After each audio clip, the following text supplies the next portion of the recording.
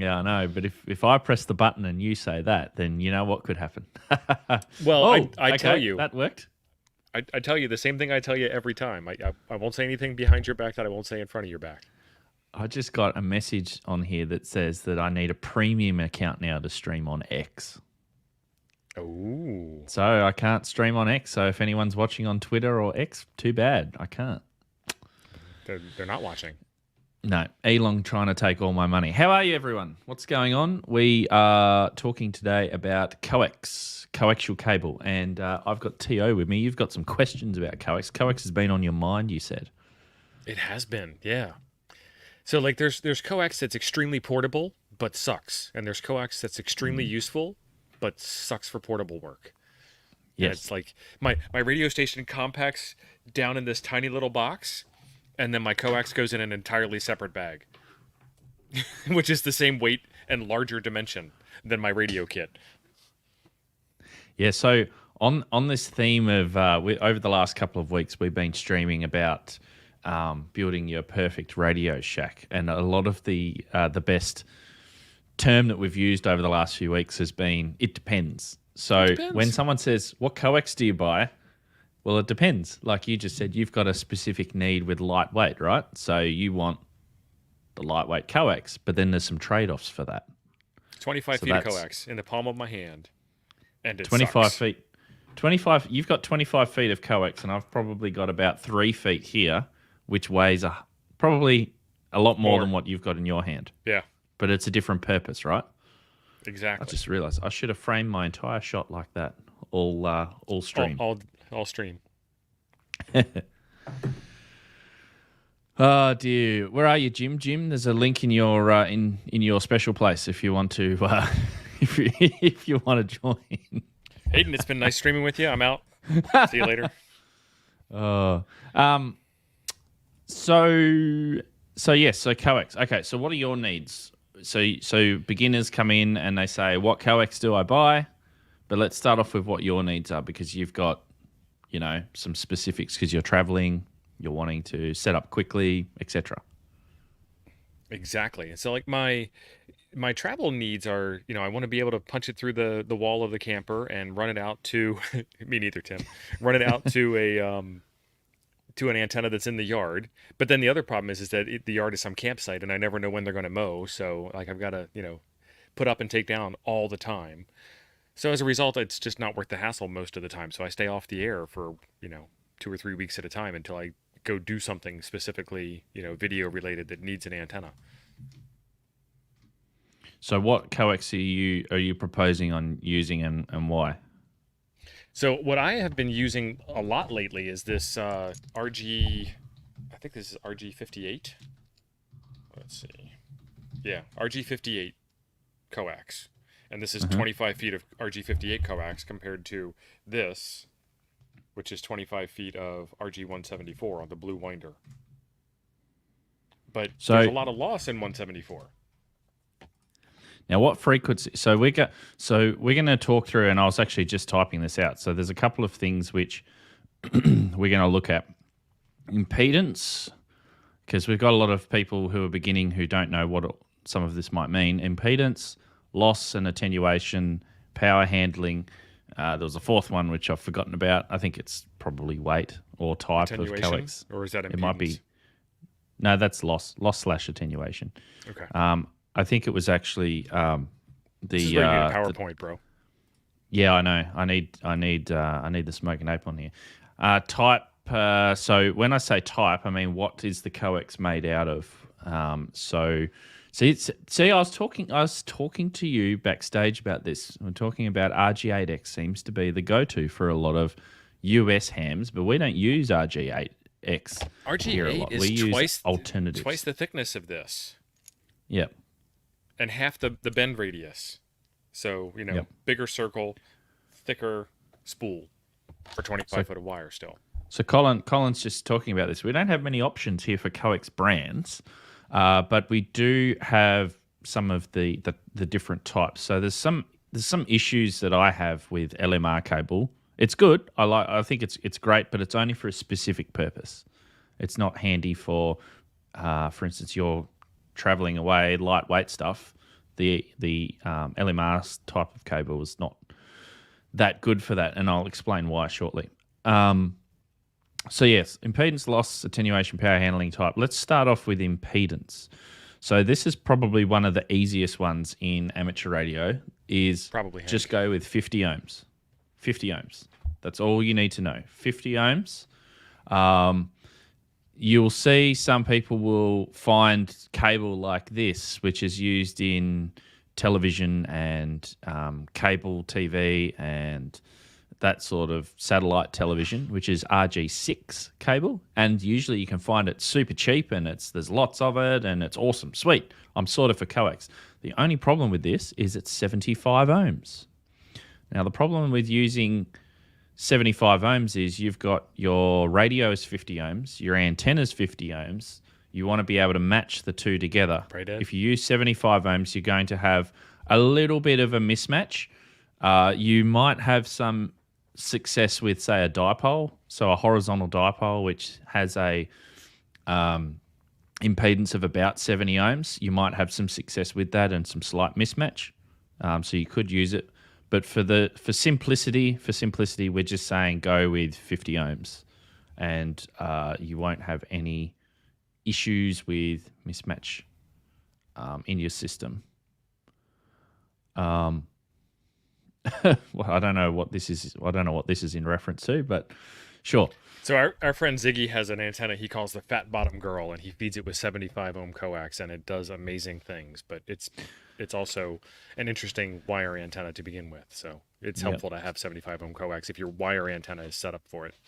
So we do need to caveat that some coax, such as 75 ohm coax, is good for impedance matching. So matching one impedance to another. G5RV uses, I think, some twin lead, and I think maybe a little bit of 75 ohm coax. I might be wrong with that. Yep. It depends on which generation of G5RV you're talking about, too, because the definition has changed over the years. Yeah. But the most important thing, though, with impedance is that 50 ohm, and let alone 50 ohm is the ideal impedance that you want for your antennas. Oh, look out. We must have gotten something wrong because the chief has joined us to tell us He's here to from correct the lab. us. Remain calm, citizens. Everybody just take a breath. 50. So, yes, 50 ohms. Do you have any comments on that at all, Jim? I missed the last 3 minutes. I was prepping. Fantastic. So feel free to repeat yourself. 50 ohms. 50 ohms is the go. Right? Everybody does, except Ziggy. Ziggy's a little strange. He's all about some 75 ohm, but it's kind of his jam, I think.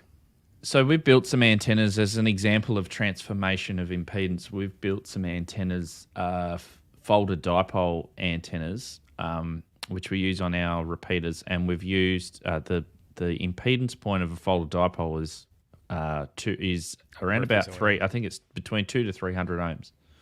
So they use a piece of they either use a 4-to-1 balun. So 200 ohms. They either use a 4-to-1 balun, or what they do is they feed a special piece of 93 ohm coax to the feed, which is so long, and then they feed the 50 ohm coax into that, and it does all sorts of impedance matching and comes out good. That seems like a lot of extra work. It does, but it makes it all nice and clean. Just use an auto tuner. That's right. An auto tuner on a repeater. Sounds good. Okay, so I think we've done impedance now. So I think the main takeaway is that don't go buying your, antenna and hooking up RG6 to it and expecting that you're going to get a good match, if you know what I mean. A perfect match. Loss, attenuation. This is a good one.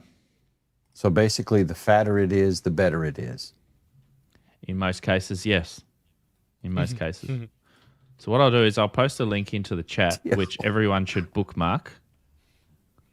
So bookmark that page in the chat. This is the KV5R Coax loss calculator page.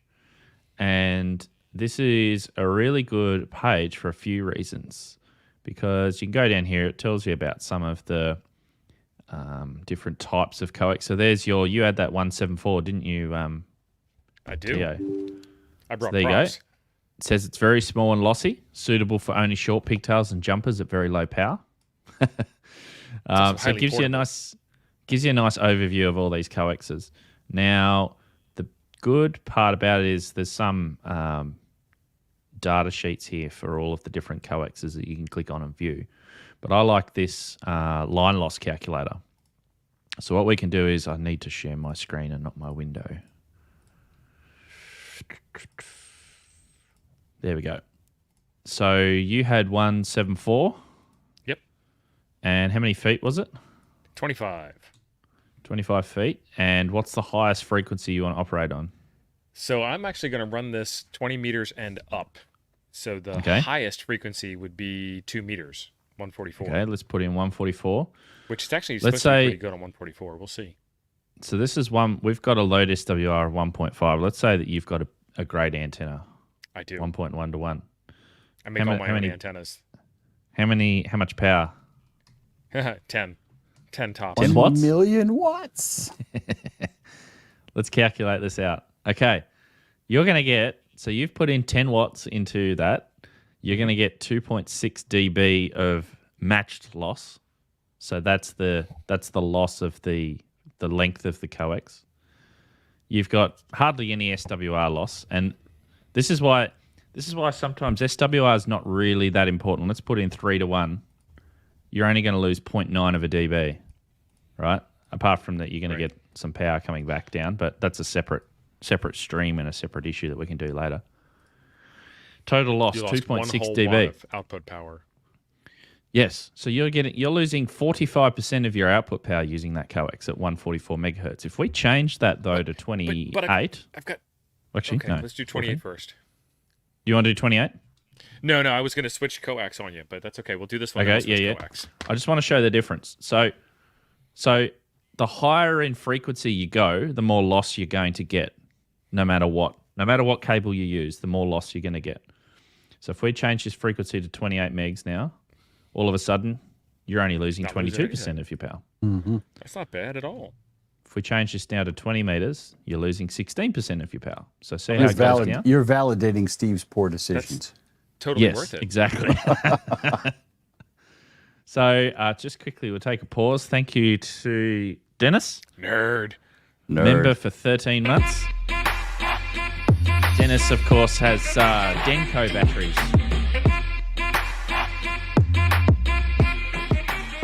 What kind of moves were they, Jim? We're going to have to... Old guy who can't dance. That's what kind of moves those were. Now, if we go up married.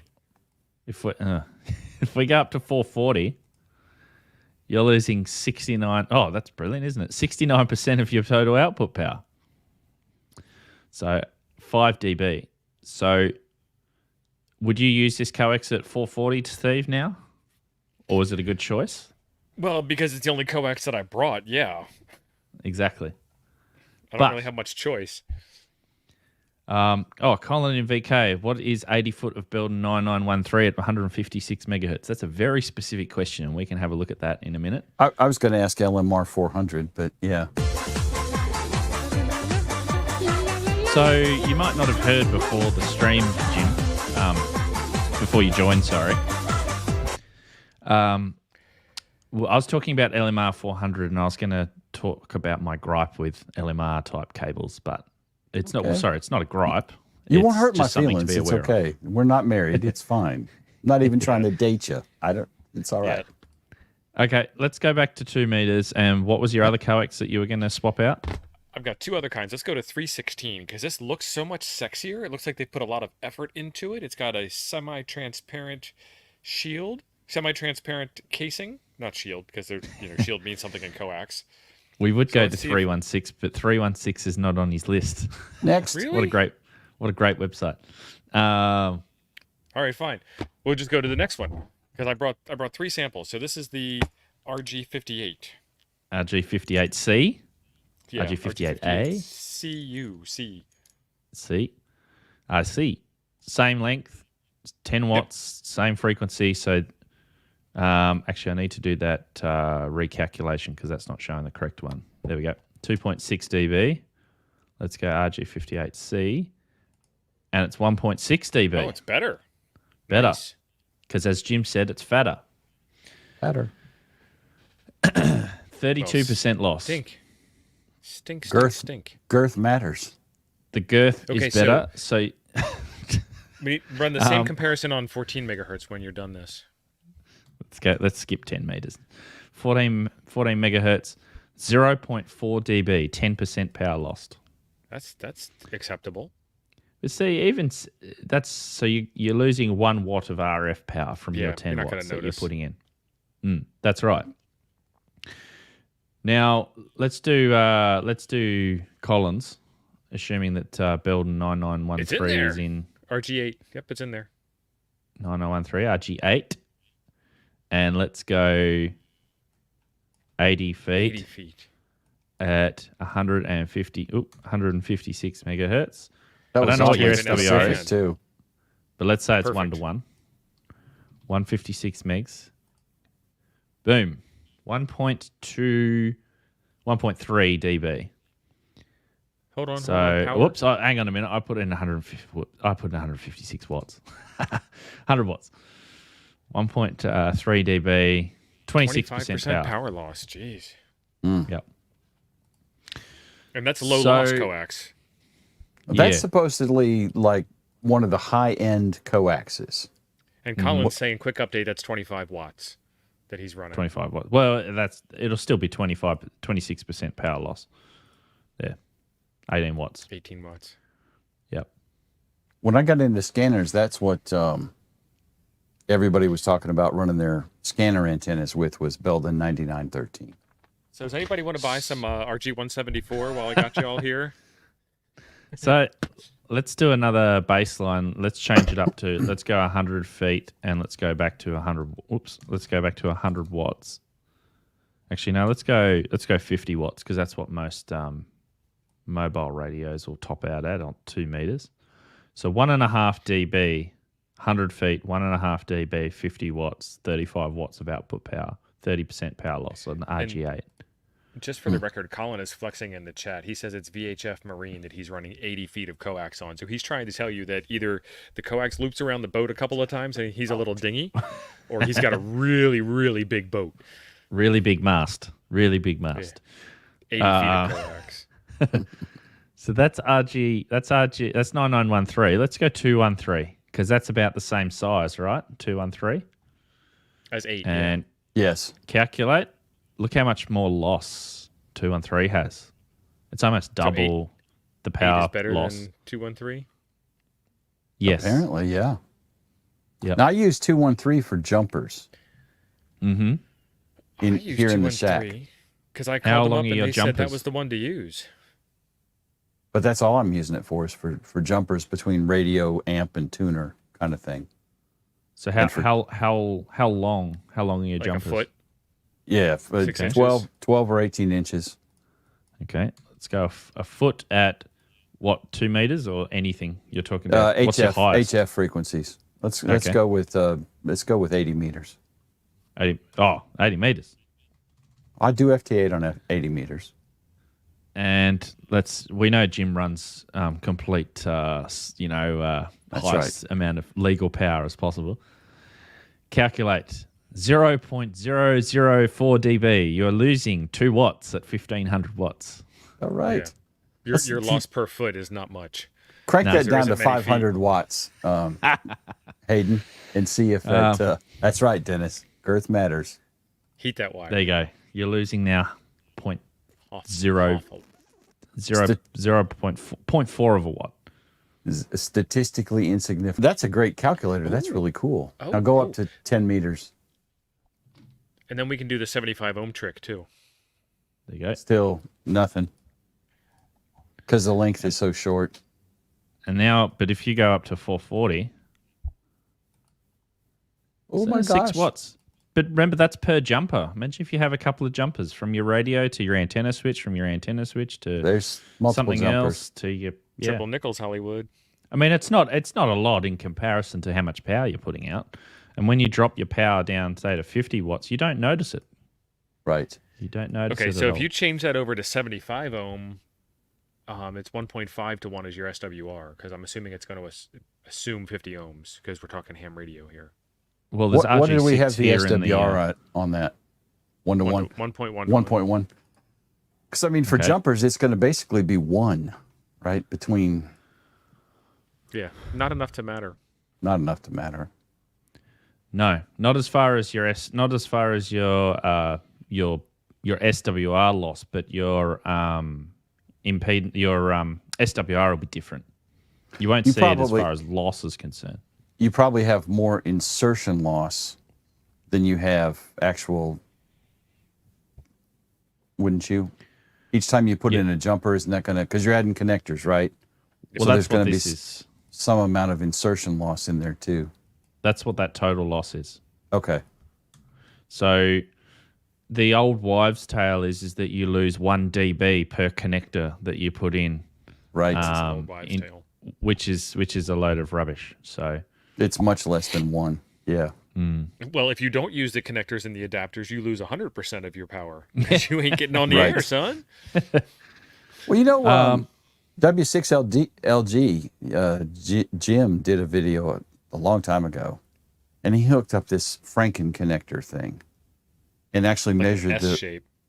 Yeah, it was, I mean, it was hideous. It was like, must have been 30 connectors in there, adapting between N and BNC and SO and yada, yada. And the insertion loss was actually really, really stupid low. Yeah. Much less than 1.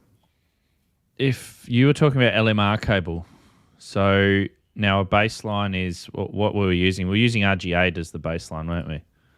Sure. So let's go back to 144, 100 watts because it looks nice. 100 feet, and that was 1.5 dB. Yep, 30%. So let's go to LMR 400 and calculate.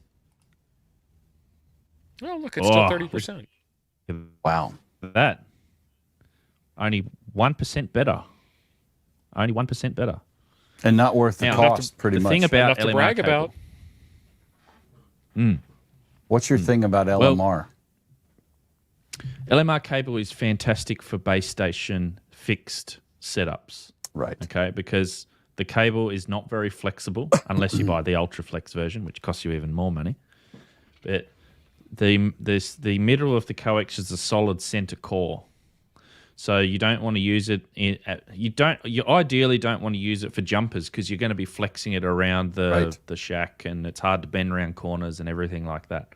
So that means that if you do that enough times, you can fracture and break the center conductor.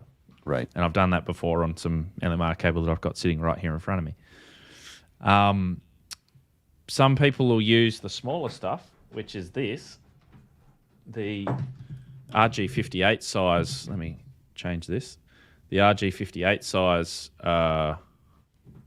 don't focus on my face. There we go. That's LMR 240. And this stuff, again, because it's hard to bend because it's got that solid center. Yes, it has heaps more lower loss than RG58, but you don't want to sort of be putting that in your car where it's bouncing around all the time. You're bending it around corners. And you also don't want to be doing winding balance like around toroids using this stuff because it'll just kink. But if you're going to bury it in the ground out to your tower and you're never going to touch it ever again, it's fantastic cable. There's also a minimum bend radius on a lot of that stuff. And it generally will tell you in the spec sheet for the type of cable. Hollywood ought to be in here. He's way smarter than me and y'all. Certainly me. So, but they'll tell you there's like a minimum bend radius too. So you can't, you can't do a 180 degree cable inside of, 4 inches or something. You gotta, which is important if you're running it in conduit. Like, so I have 400. No, I have RG213. I have RG213 out to the antenna, 125-foot run of it. And it's in conduit where it goes under the backyard, so I didn't have to move it every time I mowed.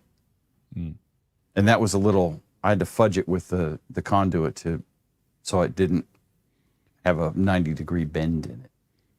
So Ted says, do you not have LMR Ultraflex in VK? We do. We do have Ultraflex, but it is much more expensive than, say, 213. And a lot of people use the Ultraflex stuff. It doesn't have the Ultraflex on here, but it's relatively similar loss to the main stuff. A little bit more loss. But the main place that we use it is around rotators, around antenna rotators. So if you've got a HF beam, so let's say the highest frequency is 28 megahertz. If you've got 10 feet, you're losing with LMR 400 1% of power, right? If we change that to RG213, you're losing 2%. It's not really that much gain. You're not gaining anything from Ultraflex. If you've got plenty of money, sure, go and spend money on Ultraflex. But most people would use just RG213 around their rotator, for example. So let's change that line length to 125 feet. Mm-hmm. And the frequency's fine. And let's do the same test between 400 and 213. Mm-hmm. So 213, you lose 26%. I'm looking at power loss here, by the way. Yeah. 26% of your power lost. And then 400 is 17%. So you're gaining 7%. 9%? 9%? Yep. So, Jim, what I'm hearing is you need to turn your amp up a little bit more. Go from 500 to 520, and then you're 500 at the antenna. Right. Yeah. And that was just guess math. Well, I mean, it's like it's. I can see that because I have thought about swapping mine out to 400 because it's better, right? More electrons can flow, whatever. But you see that and you go, man, that's a lot of work for 6%, 7% gain. Now, have I got a deal for you? And I'll show you what it is in a sec. The first thing I wanted to do was RG58. We'll go back to Steve's RG58 because I wanted to make this point. So 30 feet of RG58 that you buy, if you're only going to get on, say, 40 meters, right, with 100 watts, perfect. RG58, 30 feet, awesome. Only 10% power loss, right? But then you go and you say, cool, I'm going to use that exact same cable for UHF. All of a sudden, your 8% becomes 60%. Wow. And you're losing over half of your power. Now, that's not just transmit power out. That's also your reception as well. You're losing 4 dB of your signal coming back in. Over half your signal. So this is why you want a radio with 2 antenna ports if you're going to have a all-band, all-mode radio. Shack in a box. Now, back to your point, Jim, about LMR 400. So what was it, 125 feet? Yeah. At 10 meters. Was it 10 meters? No. He said yes. He said 80, but that's cool. You said 80. Well, I mean, originally I did 80, but I mean, I FT8 on 80. I don't talk on 80. I want to make that clear. I'm not nearly that old. Well, that's probably too low a loss for me to demonstrate. So let's go 10 meters. Okay. 17%, right? Yep. So now, if rather than you getting LMR 400, you should try and find some LDF 450 Heliax half inch cable. And now all of a sudden your 17% becomes 10%. Now what's that? Half inch. What was 213? 213 was 26, I think. Yeah. 26. 24, so something like that. Yeah. So now you're gaining close to 15%. 16%. Yeah. Now this is the cable that we use as a minimum on our repeater site stuff. We don't have too many long runs. I think maybe one of our most common runs are 30 feet. Heliax. And that's supposed to be some high dollar cable, right? The Heliax stuff. It is, but you can find it at, a lot of communication companies that are pulling out mobile phone systems and things and two-way radio systems. There'll be tons and tons of this cable, but they'll usually scrap it to get money for the copper because it's a solid inner conductor. It's a ribbed outer conductor. Let me show you this. This is what it is, but it's bigger than this. This is the flexible version of it.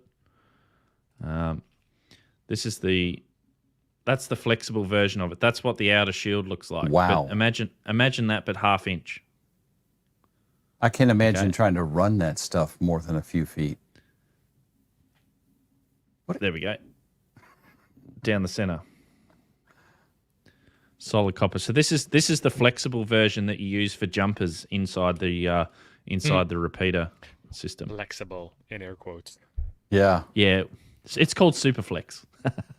Right. It was named but by imagine the that stuff. So 30 feet of that with 100 watts, we only lose 5% of output power and 0.24 dB, which is fantastic. So plus we use this for a variety of other reasons when it comes to repeaters as well, which is probably past the scope of this chat. But if you compare that with RG213, 16%, 30 feet at 2 meters. So,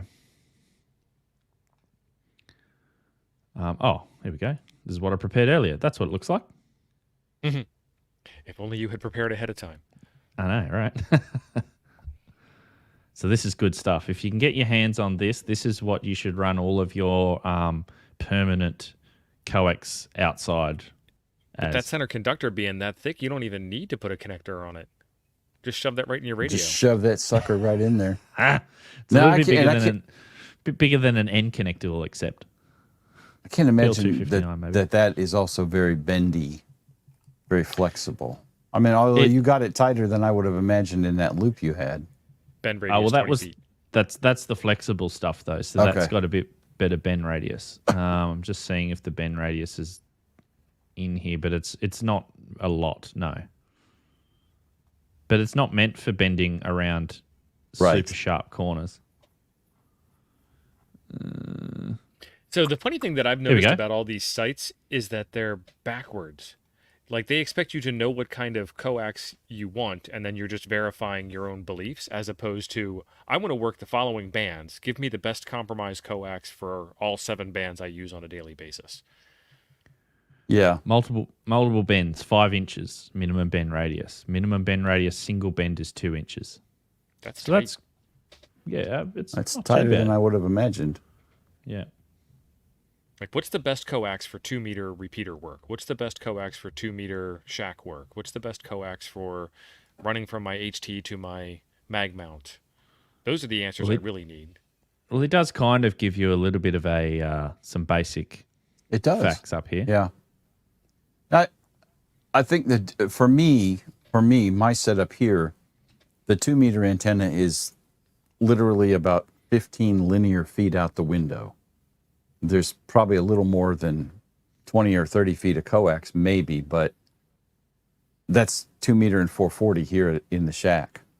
Now, the HF antenna is not outside my window because I would be afraid it would touch the power line and I would see the Lord. But only when see you the Lord early. See him early. Yeah. Early appointment. Or find out I'm going to be sad for eternity, whichever. But yeah, so I think that's a big thing too. I have RG58 on the is it RG58 or 8? One of the two, or the 2 meter rig, 2 meter 4.4 for my 9700. But the cable run is not very long. And you mentioned that's a factor, is how far are you running it? Because at shorter lengths, besides power, the distance is also going to matter or not be as big of a factor. And when I look at coax, feet? Let's call it 25, Hayden. 25 Maybe feet at 2 meters. Yeah, so it's at RG8, 25 feet at 2 meters is 20%. So you're losing a dB, 1 dB. Yeah. But now I would not run RG8 to the DX Commander 125 cable feet away. No. Although it's not as big of a deal as I thought it was. Collins put a message in about this cable, and let me show you the connectors for it, just to give you a bit of $12 an per idea. meter. Yeah. Oh, Colin, I have to translate that. That's like $4 a foot or something. It's 12 Here we go. Australian dollars per meter also. $14 a foot at RF Parts, which is in the US. So that looks like the same sort of stuff, but see how the middles are actually a tube?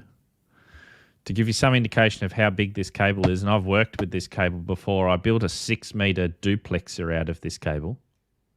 Okay. There's the connector size. That's a DIN connector. Let's go back. Where's the N connector? There we go. Wow. So that costs more than my it's like this entire big. cable run. Probably, yeah. Yeah. Oh.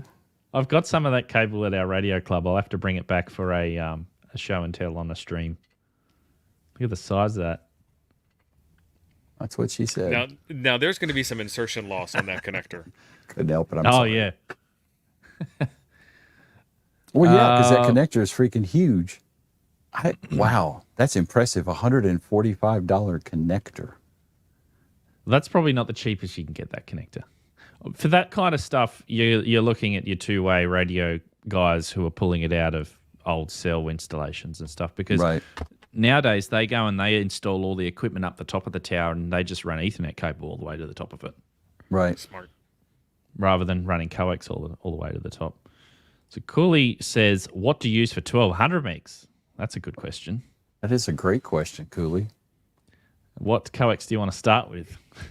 Well, see, here's the question I was talking about with the chat earlier. Like, I have a 1.2 gigahertz thing I want to do. What's the best coax? I don't know. Go click on every single one of these and figure it out. Well, start off with, so what's your run? Say it's 30 feet, okay? Let's go 1.2 gigs, and we've got 9700 does 10 watts. So every watt is precious in the 9700. I hear Monty Python in my head right now. RG58, you're losing 85% of your power. So you've got 1.5. Wow. See, people are saying waveguides in the chat. Yes, waveguides are good, but not everyone has access to waveguides or can afford waveguides. So we'll just stick to coax for now. If I go RG174, some of Steve's portable stuff. Ooh, that's even 94%. worse. You're losing 94%. You got 10 watts again, in, flash sale. watts Make out. you a deal you can't Great refuse. attenuator. Fantastic attenuator. I'm keeping the winder, though. Yeah. The winder's the most expensive part of that. It was a 3D printed winder, too. RG213. Okay, you're still losing 50% of your power. Not quite good enough. If that was all you had, then you could get away with it, but you've lost half your power. If we now go LMR 400, 28%. That's a little bit better. That's better. I think anything under 30% is relatively good total. That makes me feel bad now because my 9700 is on RG58 or 8X, one of the two. I can't remember. Maybe that's no wonder I can't hit the repeater in town, the 1.2 gig repeater. Yeah, RG8X 69%. If we go to LDF 450, Weird, which lucky is you have a stuff, 1.2 gig repeater. Theoretically, I've never contacted it. It's supposed to be there. It went offline 25 years ago, and nobody knows because nobody else can hit it either. And it's a D-Star repeater, too, which is even weirder. So the answer to Cooley's question is either LMR 400 or better. LMR 600, I think, is also good, or LDF 450.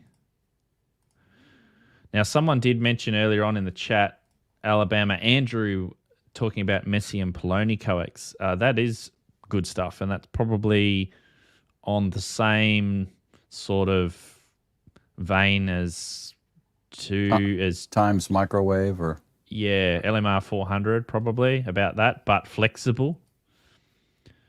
So I did a video on this stuff and showed some of the loss. So some of Hyperflex 10, that's sort of your RG213 LMR 400 type size, and then you've got Hyperflex 13, which is a little bit thicker. That's 12.7 millimeters. What's that? In inches, half inch, yeah.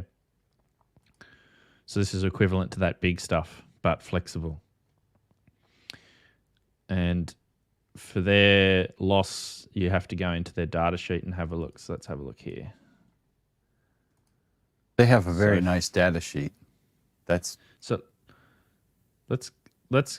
half inch is not a real good comparison. Let's compare it to LMR 400. So that's Hyperflex 10, which is about the same size. And open up that data sheet again. Data sheet.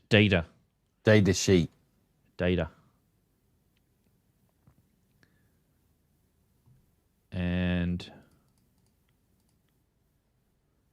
it's double shielded as well with a foil and a braid. What do we want? Let's go 144 megs. Let's go. So 1.4 dB of loss per 100 feet, okay, at 20 degrees or 68 Fahrenheit. So let's go, because we haven't even talked about when the coax heats up. You get more loss when the coax heats up and stuff like that. LMR 400 and... Don't you have a discount for Messi and Poloni, Caden? I do. And I'll flash that. If you're interested in Messi and Poloni cable, there is the details off in the description or on the screen right now.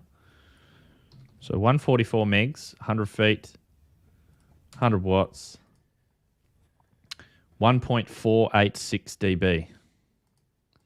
So 1.486, so 1.5, and the data sheet says 1.4. So around about the same, but flexible, which is really good. Now, power handling, we didn't even talk about power handling. That's another aspect of the things that we were going to discuss with Coax was how much power you can pump through this. Generally, yeah, the lower in power, the lower in frequency, the more power you can pump through it. The higher in frequency, the less. But if you look at that chart then for most ham frequencies, I would say probably the bulk of hams operate below 1.2. Yep. And the power is just, I don't have any way to produce that much power at those frequencies here, right? Yeah. Well, that's for this cable, though. That might be different for other cables. Right. But, yeah. But down at the HF frequencies, the power is just full stupid, right? But if you've got 1,500 watts at 2 meters, this cable's probably not the choice. Not your choice, yeah. But once you start getting below, for HF, definitely. Yeah. You can pump some serious power through it. That was my point for the shack use, not specialized applications like you're doing with repeater hookups and all that stuff. And then I know you do a bunch of high frequency stuff, 1.2 gigs, and I think you've done 10 gig or something like that. Yeah, 10 gigs when you start to get to waveguides and you don't start to use much coax anymore. Right. They've also got a useful chart that shows you how much percentage of power you get with loss compared to what frequency, the common ham frequencies for this cable, plus the the power handling at 50% duty cycle for all the frequencies. So this is really good, useful information. Oh, Hollywood cursed us all. He said water ingress. Uh-oh. I did buy direct burial cable and put it in conduit, Hollywood. I planned ahead on that one. So Richard's talking about the FT8 Sahara. Have you seen that stuff?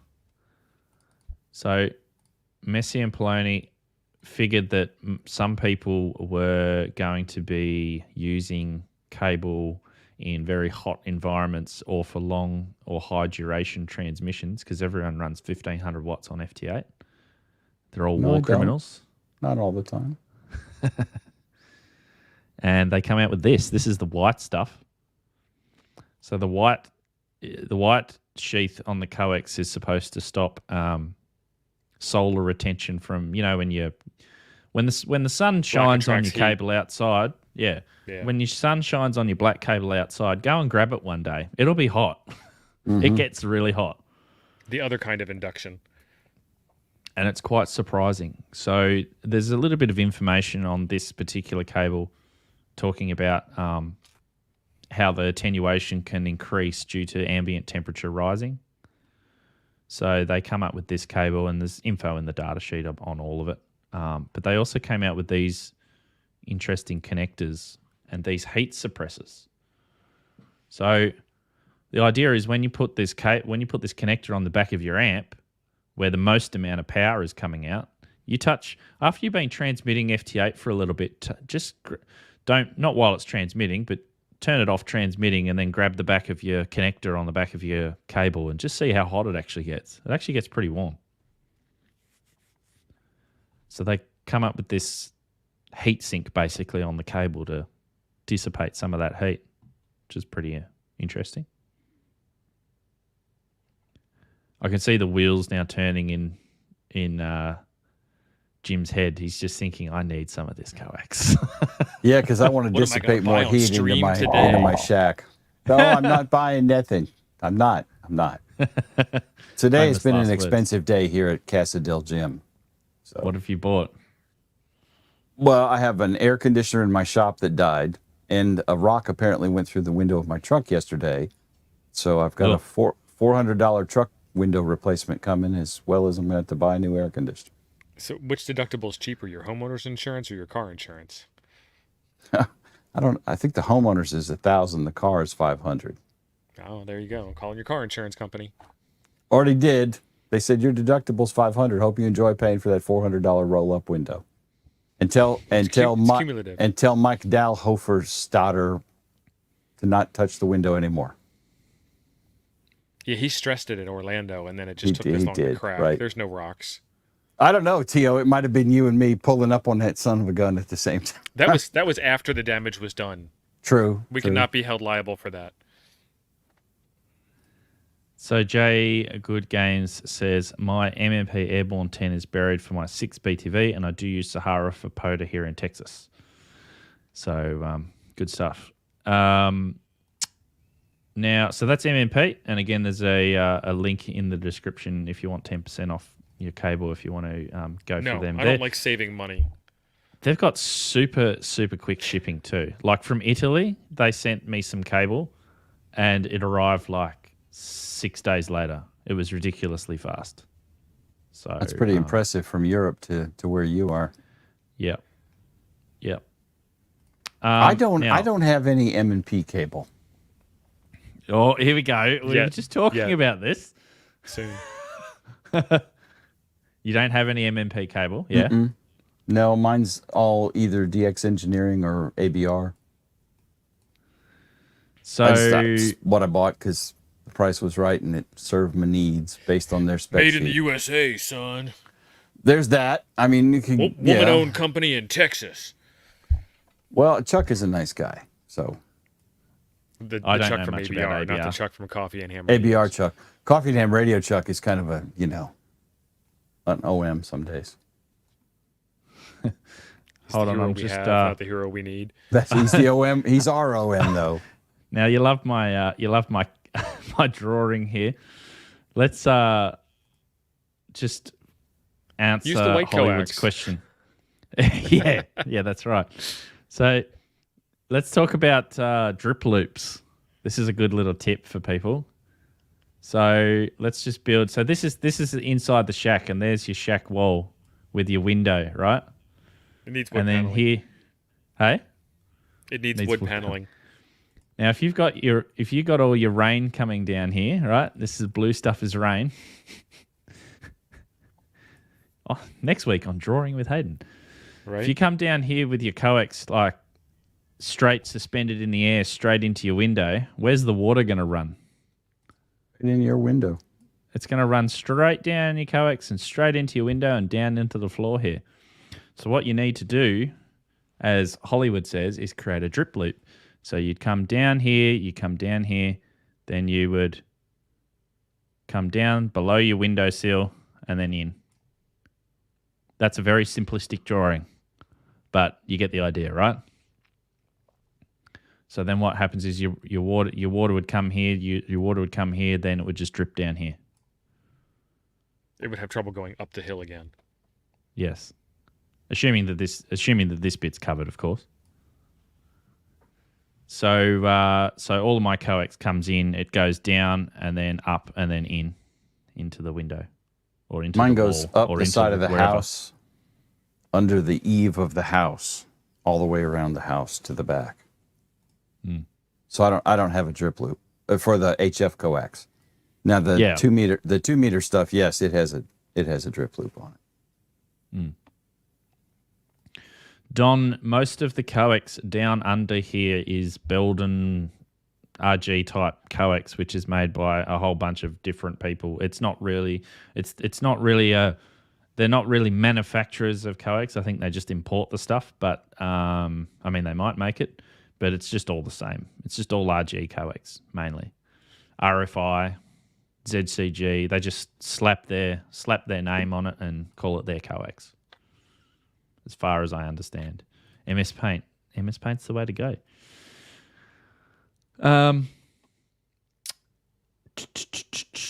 So coax, so you need to correct your loop orientation. You southerners are upside down. Yes. I've closed my awesome diagrams, but that's right. I think he means me. Our rain comes from the ground as well. It goes the other way. So yeah. Coax. Are there any more questions in the chat around coax that we can answer or anything we can debate? There's always something we can debate. So I have a question. You know, the Smoking Ape loves his common mode current chokes. Yes. So if you're going to run nice coax, right? M&P coax, the white stuff, big money on coax. Obviously, I'm not going to run RG213 LMR 400 size coax through a 240 size toroid. Well, you'll only get one pass through it. Yeah. Yeah. Yes, you can hang the toroid on the coax. That's about it. But that's not going to do much, yeah. Right. Won't do anything. Won't even slow anything down. So what would you recommend for building a CMC, an inline CMC choke, when I'm pimping out my coax at the shop, or at the shack, I mean, and I'm going to run LMR 400, I'm going to buy Sahara, nice, expensive fat boy coax, but I want to take care of CMC possibly coming back to the shack. So am I going to do RG58 or RG whatever that cheap stuff is that Steve has, or? Oh, it wasn't cheap. It just isn't good. Okay. If it's for if it's for HF, I mean, how much of that cable do you really use when you wind your toroid? You probably use 5 feet, maybe. I don't know, 3 feet. Oh, if that, really, maybe 3 feet. A lot of 3 winds. feet, I'd say. So say it's at 10 meters, which is your highest frequency, right? So you're going to get your most loss at 10 meters, assuming it's just for HF. Let's go 5 feet. Okay, so say that you've put an extra couple of winds on there. You're only losing 0.1 of a dB. It's not really, it's a bit inconsequential. Right. So you could use that. You could also buy the MNP, the real thin stuff, the RG58 equivalent. You could use that. And because Messi and Plony's designed as this ultra flexible coax, you can wind it around that toroid. And a lot of people say, don't do this. Don't do it around a toroid because you're going to exceed the bend radius. But if you're only going through once and you're not going through, you're not doing it lots and lots and lots of times, because people say, the center conductor creeps towards the outside. But with RG58 and with the Messi and Poloni coax, I don't think you're going to come across that problem if you're only going to wind it once and that's all you're using it for. So I'd use 58, or if you're already buying the Sahara, buy 10 feet of the RG58 size stuff. I can't remember what the model number is. Hyperflex 8 or something. The thin stuff. And use that. Or you can get a whole bunch of toroid beads and snap them over the top. But I mean, you need lots and lots and lots of those to get the same thing as going through a toroid. Yeah. And I think most of the cable manufacturers will build those for you if you don't want to roll your own as well. I know ABR will, and I think somebody in the chat said M&P does as well. We'll make a choke for you. Yeah, well, if you use like 174, say you use lots and lots of turns on there, say 10 feet, that's half a dB that you've put on there. But I mean, what do you want? On HF, you're not going to see that. You're not going to see half a dB. Even on VHF, you won't see half a dB. And this is a video that I've got coming out soon. That's a lot of people think that if you lose 3 dB of your total loss, so you lose 50% of your power, you don't halve your range, or you don't double your range if you save 50% of your power.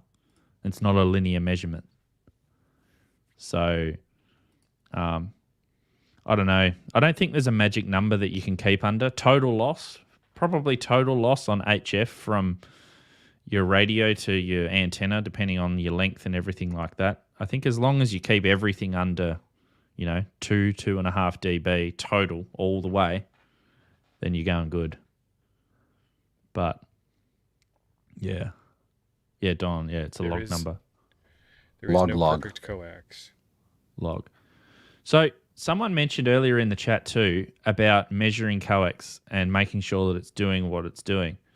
One of the easiest ways to do that, and I think you've done this, Steve, in a couple of your videos, measure your output power directly out of your transmitter and say you measure exactly 100 watts. Then go to the end of your coax and put your power meter on the end of your coax with a dummy load, and then measure what your power output is at the end of the coax. And then that way you can verify that this is correct. Oops, I put in 300 feet. That way you can verify that these numbers are correct. So you should see 100 watts here with 30 feet at 10 meters. Should be 83 watts at the other end. And that's just a good sanity check to make sure that the loss is correct. If you don't have any other test equipment. Issues. Also, keep in mind that coax is consumable. It goes bad over time. It does. It does. Especially the stuff that you handle in the shack, like your coax jumpers. If you're rearranging equipment all the time, like I am, I have coax jumpers go bad all the time. It's a pain in the butt. Oh, and the connectors as well. All of a sudden, you'll be screwing in a connector, and the connector will fall off. Well, what's worse is when it's intermittent, and some days things work, and some days things don't. I love this guy's screen name. He's a 75 ohm ham. This is Ziggy. That's Ziggy. Ah, right. Okay. He's the well, we explained 75 ohms earlier, didn't we? Other Richard says it very correctly here. A few $100 on coax is nothing compared to the price of decent antennas and radios. So coax is coax a lot of, don't cheap out on the coax. Right.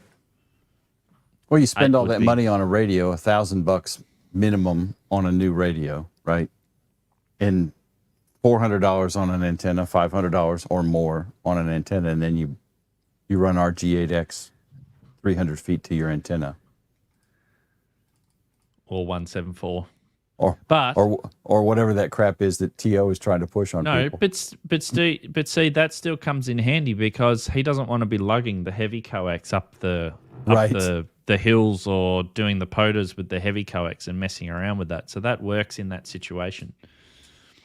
But you just got to take the loss is going to be there with it, which is why he's selling the coax, except not the winder. You're going to keep the winder, aren't you?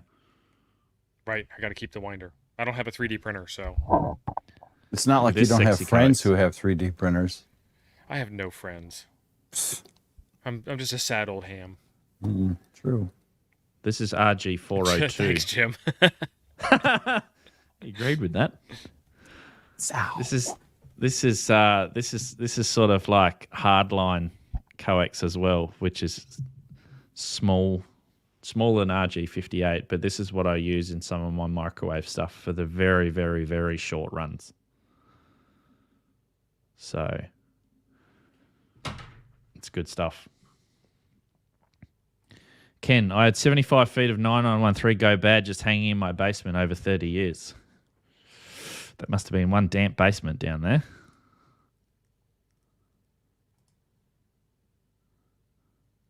It could be where it just hung, and over time it separated. Stretched? Yeah. Yeah. The other thing is, if you got Coax hanging inside in your basement, that should be outside connected to an antenna. It's not doing much use hanging in the basement. It died of loneliness. Yeah, it said, I'm never going to be used. Well, I guess I Underappreciated. had assumed he was running the coax through his basement to get to the antenna from his shack. That was. So, T.O., you showed that 174 earlier.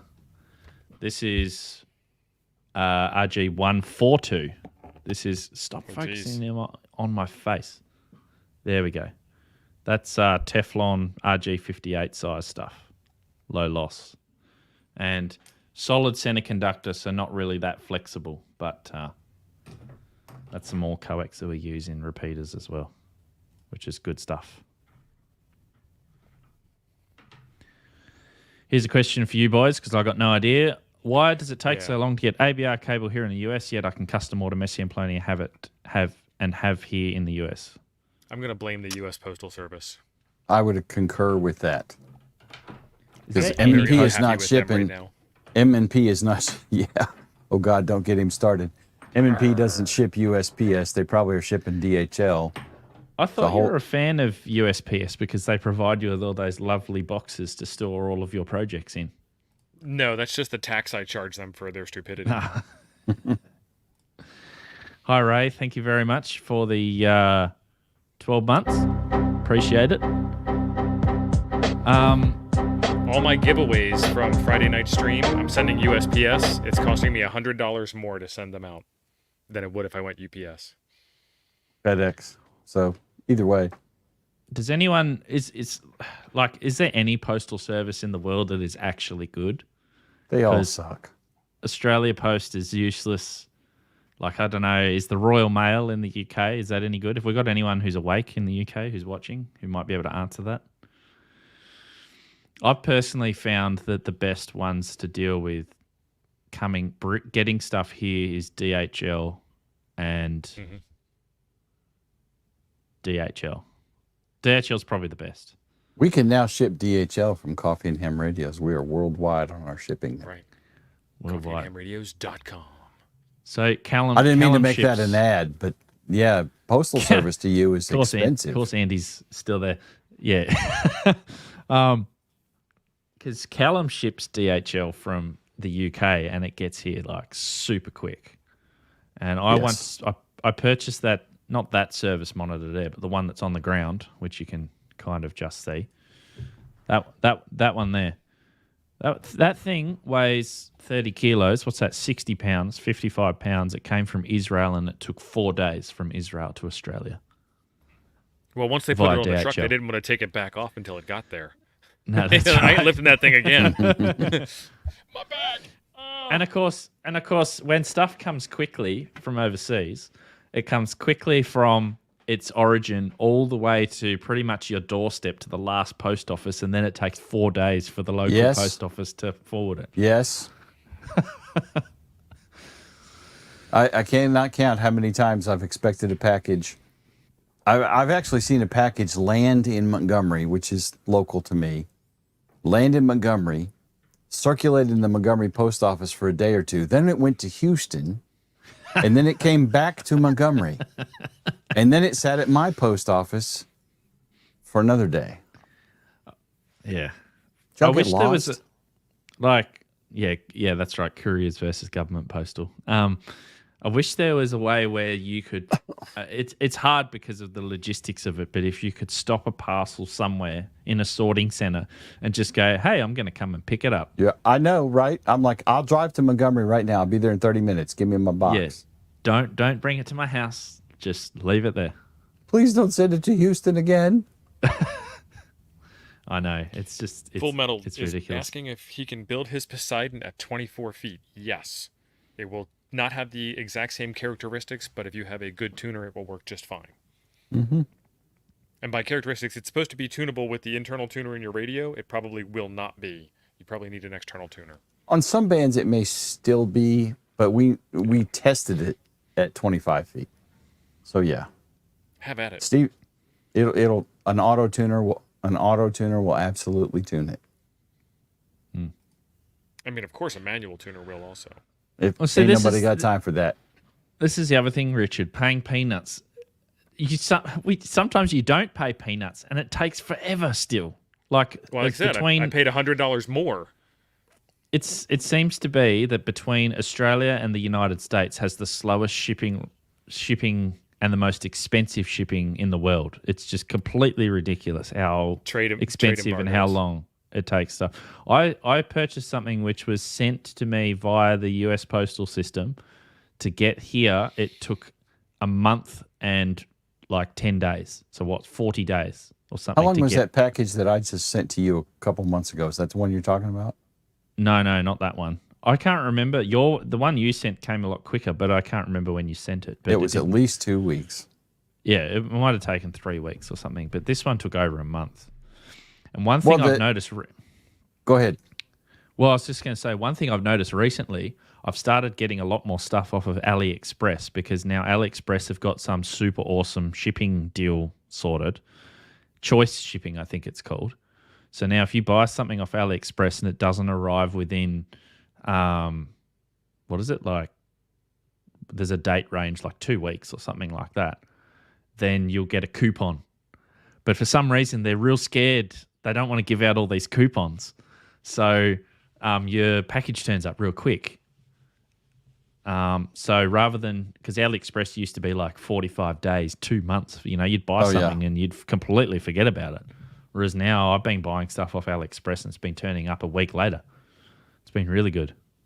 What amazes me is because you're funding China then though. You right. Can't do that. Everyone gets upset about that. The prices shipping to VK from here are insane.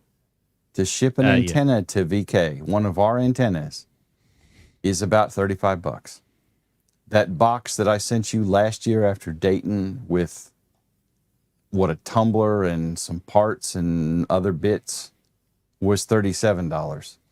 This big of a box versus the small box we ship antennas in. And the weight difference, the bigger box was like 4 or 5 pounds, and the antenna box is less than a pound. And $35. Here's one that was sent to me a little while ago. Yeah. $30.90 for a box that big. Mm-hmm.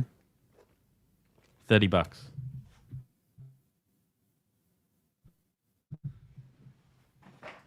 Absolutely crazy. It's shipping. So I don't know how we got from Coax to shipping, but anyway, we've arrived there. So if you're watching later on replay, or even after you finish this, if you want to go back, we've also discussed the other ways of setting up your ham shack, power supplies, previous radios. Streams, yeah, radios, power supplies, antennas. What else did we? Power distribution, that sort of stuff. So below in the description. Yeah, below in the description is the links to those streams if you want to go back and watch those. Thank you, boys, for joining me again. So last time you had a problem, your internet was cutting out, and mine was fine. So this week... Let Jim tell his story. Well, just quickly, though, this week I literally have upgraded my network system. So upstairs I'm now running a Unify USG. So I went out this week, I bought a new Unify router. I bought a new Unify switch. I've upgraded all the cabling because it just keeps dropping out every time. The ISP just drops out every time we try to tell this story. Try again. One more time. Well, I've upgraded all the equipment now. There's nothing to screw up. The story's going to work. Well, there was this one time in Dayton when we were there last year, and there was a certain young lady with Hayden, who is not related to Hayden.